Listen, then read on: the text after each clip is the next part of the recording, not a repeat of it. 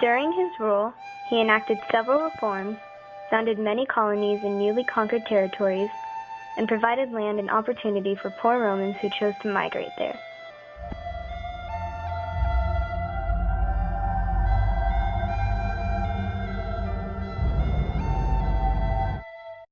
When Julius Caesar gained power in 60 BCE, he influenced the Roman Empire positively by reducing the number of slaves, creating a new calendar, and providing land and opportunity. This helped the Roman Empire to become one of the most powerful civilizations of its time.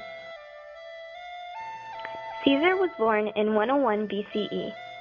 He was intelligent, educated, and cultivated. Caesar's father had gained political success, and the family claimed a long and noble history, which entitled Caesar's family to certain traditional privileges and offices. His first official post at age 30 was as a military officer in Spain. Caesar felt like he paled in comparison to Alexander the Great, who had conquered the world at Caesar's current age. However, 7 years later, in 63 BCE, Roman politicians would arrange exhibitions to impress the voters, and Caesar outshined them all. Caesar's first important political success was in 63 BCE, when he was elected Pontifex Maximus, the chief religious office in Rome that carried important political responsibilities. Meanwhile, his political enemies accused him of provoking the Battle of Pistoia, which occurred in 62 BCE. In Spain, Caesar was then appointed praetor, an elected Roman official. Julius Caesar then gained power of Rome in 60 BCE by forging an alliance with two generals, Pompey and Crassus.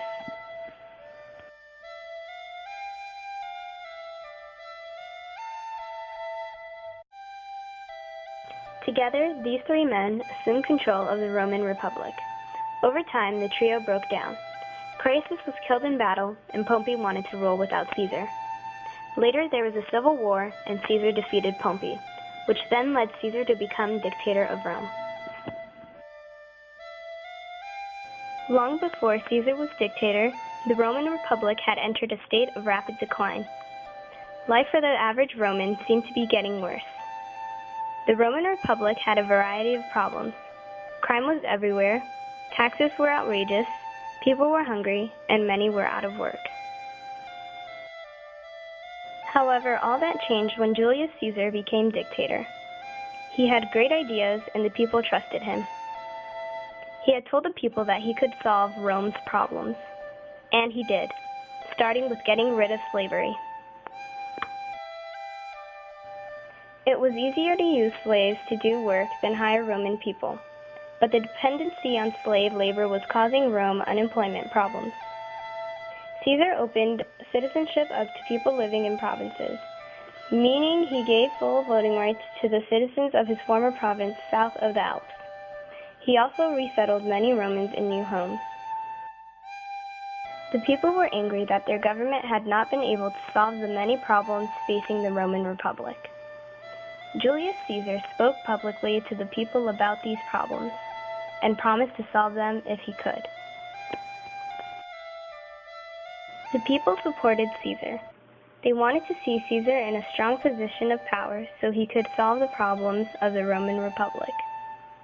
As Julius Caesar became more popular with the people, he also became more powerful. Leaders in the Senate then began to worry. They were afraid Julius Caesar might take over the government by force and rule Rome as a king. Their worst nightmare became a reality. Usually dictators serve for 6 months, then step down. In 44 BCE, Julius Caesar ordered the Senate to make him dictator for life. Caesar's actions threatened to end the Republic once and for all.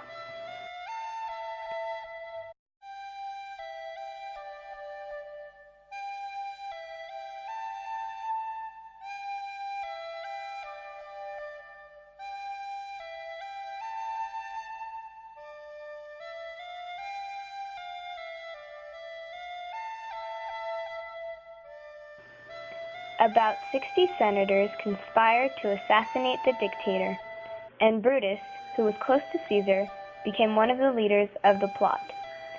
Decimus Brutus and his friend Cassius were also involved. It would be easy to kill Caesar, who had disbanded his bodyguards. Afraid of this change, a group of senators plotted and carried out the murder of Caesar.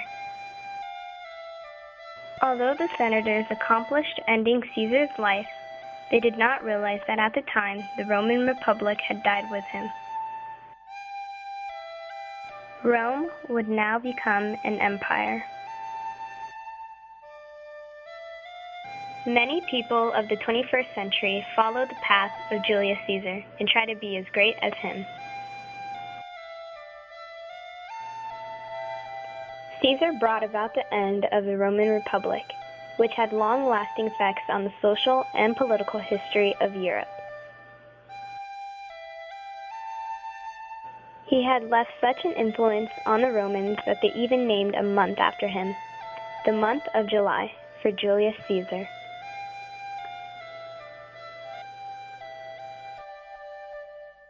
The laws he introduced had long-lasting effects in Rome and the empire.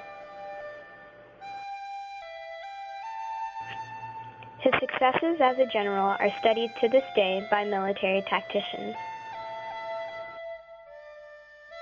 He created a new calendar named the Julian calendar.